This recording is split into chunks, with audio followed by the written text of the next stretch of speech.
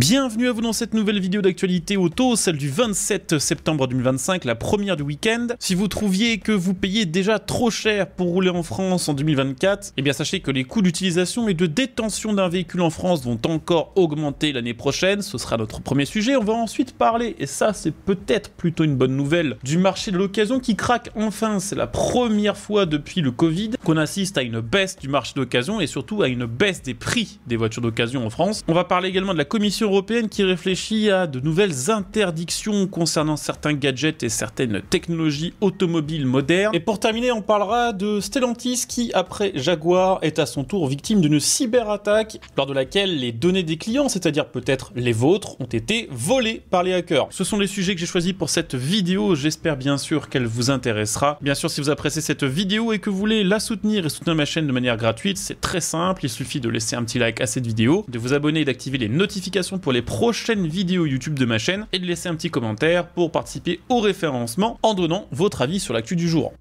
Avoir une voiture en France, ça coûte très cher, environ 4 500 à 7 000 euros par an en moyenne, selon le kilométrage et le type de véhicule. L'un des plus gros postes de dépenses, c'est évidemment l'assurance automobile, qui peut coûter de quelques centaines d'euros par an à plusieurs milliers. Là aussi, bien sûr, selon le véhicule et selon le profil du conducteur, eh bien, sachez que ces coûts d'assurance vont encore augmenter l'année prochaine. Et pourtant, ces tarifs avaient déjà bien augmenté en 2025, avec une hausse moyenne de 6,8% pour les primes d'assurance auto. On nous parle maintenant d'une augmentation des prix des assurances pour l'année prochaine située entre 6 et 8%. Alors pourquoi ça va encore augmenter? Il y a plusieurs raisons. Une des raisons principales, c'est la complexité croissante des réparations et des tarifs qui vont avec. Par exemple, sur une Renault Mégane de dernière génération ou sur une Peugeot 208 qui serait équipée de phares à LED, le simple remplacement d'un bloc LED ou d'un bloc optique sur une Mégane coûterait aux alentours des 1500 euros. Donc même sur les voitures les moins chères, on a des pièces qui coûtent maintenant une fortune, qui sont aussi beaucoup plus compliquées qu'avant à remplacer, ce qui fait aussi souvent augmenter le prix de la main-d'œuvre. Et en plus de ça, il y a tout un tas de systèmes maintenant qui ne se changent plus de manière indépendante. Ça peut arriver qu'on doive changer toute une flopée de capteurs électroniques qui sont très coûteux lorsqu'on change une autre pièce qui, pourtant, au premier abord, n'a pas grand lien avec ces fameux capteurs. Et pourtant, vu que les voitures ont de plus en plus de systèmes électroniques, de plus en plus de systèmes de sécurité qui sont devenus obligatoires, les coûts de réparation explosent tout simplement. Sachez par exemple que les pièces détachées en elles-mêmes ont augmenté de 8,5% en 2025 comparé à 2024. L'un des autres facteurs avancés par les assurances pour justifier ces augmentations de tarifs, c'est la popularité grandissante des modèles hybrides, notamment rechargeables ou encore les véhicules électriques, qui sont dotés de batteries qui valent parfois plus de 10 000 euros. D'ailleurs, sachez que depuis février, ces motorisations n'ont plus le droit à l'exonération de la taxe spéciale sur les conventions d'assurance, la fameuse TSCA. Les propriétaires d'hybrides rechargeables et de voitures électriques auront donc quelques euros supplémentaires en plus à payer par rapport aux autres. Il faut également savoir qu'on est rentré dans un espèce de cercle vicieux, puisque l'augmentation des primes d'assurance automobile sont en partie dues à l'augmentation des primes d'assurance automobile. Alors oui, ça sonne un peu bizarre dit comme ça, mais en fait, ce qu'il faut comprendre par là, c'est que les garagistes eux-mêmes répercutent sur leur marge et le coût de main-d'œuvre le prix de leur propre assurance automobile, que ce soit les assurances de leur flotte de véhicules, ceux par exemple qu'elles vont prêter lorsque vous amenez votre propre véhicule au garage et qu'il doit être immobilisé, mais également leurs contrats d'assurance spécifiques liés notamment au dépannage qu'elles sont obligées d'avoir pour avoir le droit de remorquer des véhicules et de les dépanner jusqu'à leur garage, des assurances qu'elles sont obligées d'avoir si elles veulent maintenir cette activité qui coûte elle-même de plus en plus cher. Sachez que 2025 a été aussi une assez mauvaise année en termes de sinistres automobiles. Déjà le vol de pièces détachées qui a explosé depuis le début de l'année, plus 10% par rapport à l'année 2024 qui avait déjà été une année de grosse augmentation pour ce type de sinistre, puisque oui, forcément, vu que les voitures ont des pièces de plus en plus chères, maintenant les voleurs ne s'embêtent plus à voler les voitures entières, mais volent directement ce dont ils ont besoin sur des voitures garées sur la voie publique, que ce soit les phares, les banquettes arrière, les jantes, tout y passe, et forcément, ça a des répercussions sur les primes d'assurance de tout le monde. Il y a également eu plus de vols de voitures, une augmentation de 5% comparé à l'année 2024, donc plus de sinistres, des sinistres plus chers à dédommager, forcément, au final, ça coûte plus cher.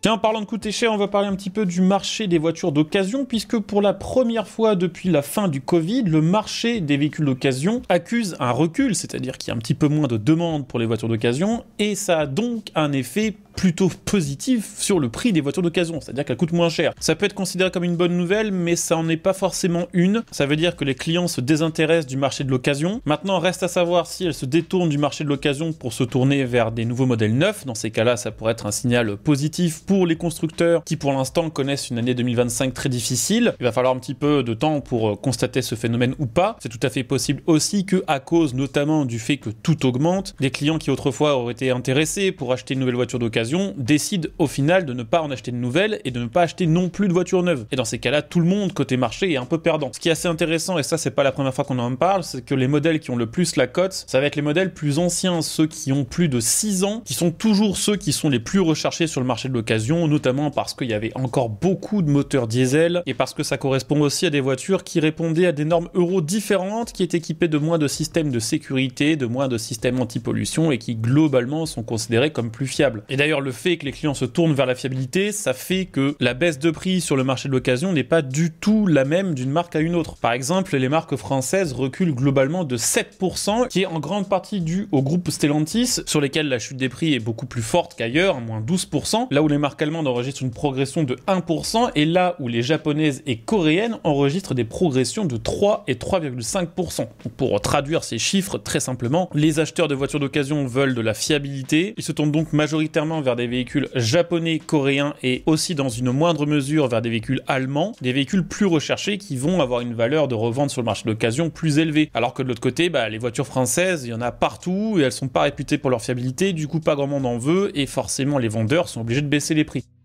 Bon, on va également parler de nouvelles normes, puisque la Commission européenne, quand elle s'ennuie, qu'est-ce qu'elle fait? Elle fait des normes. Et là, elle commence à un sujet qui pourrait paraître anodin, mais qui est en réalité assez intéressant, ce sont les poignées de voitures. Alors, elles arrivent un petit peu à la bourre par rapport aux Chinois et aux Américains, qui commencent déjà depuis plusieurs semaines à vouloir les réglementer. On a par exemple la Chine qui impose maintenant que toutes les poignées de porte en dehors du coffre comportent obligatoirement une poignée extérieure avec une fonction de déverrouillage mécanique, c'est-à-dire pas que des poignées électroniques ou affleurantes, comme on dit. Il faut également qu'en cas d'accident, toutes les portes latérales des véhicules puissent être ouvertes de l'extérieur sans recours à des outils, qu'à l'intérieur, et ça c'est probablement le plus important, chaque porte ait un système mécanique permettant l'ouverture sans outils. Donc ça, ce sont des règles que la Chine veut déjà mettre en place depuis un petit moment. Du côté des États-Unis, on a commencé à s'y intéresser depuis que des cas où des utilisateurs se retrouvaient coincés dans leur véhicule à cause de poignées électroniques défectueuses qui les empêchaient de sortir, et maintenant, depuis quelques jours, on commence aussi à en parler en Europe, après qu'il y ait malheureusement eu un accident mortel, lors duquel 2 personnes sont décédées parce qu'elles n'ont pas réussi à ouvrir le véhicule depuis l'intérieur. C'était une Tesla. Après une collision, le véhicule a pris feu et ils n'ont pas réussi à ouvrir les portières à cause du système de poignée électrique. Alors pour l'instant, la Commission européenne n'a pas vraiment proposé de projet de loi ou de normes, mais on sait que ça va probablement arriver. Et pour le coup, à vous de me donner votre avis là-dessus en commentaire. Mais globalement, ce sont des normes qui ont peut-être un peu plus de sens que celles qui sortent en général du chapeau de la Commission européenne. Bon, et puis pour terminer, on va reparler un petit peu de Stellantis, c'est pas de peau, mais vraiment le sort s'acharne sur eux. Ils sont en train de vivre ce qu'a vécu Jaguar depuis environ un mois. D'ailleurs, petite mise à jour du dossier cyberattaque chez Jaguar. Jaguar, effectivement, est victime d'une cyberattaque depuis le 1er septembre 2025 qui l'empêche tout simplement de produire et de vendre des véhicules, mais également de payer ses fournisseurs. Étonnant hasard, bien sûr. Bien, sachez que même si le groupe considère qu'il ne sera pas en mesure de reprendre la commercialisation et la production des véhicules avant début octobre, il est maintenant capable de payer ses fournisseurs depuis le 26 septembre 2025, puisqu'ils ont récupéré une partie du fonctionnement de leur logiciel. Voilà.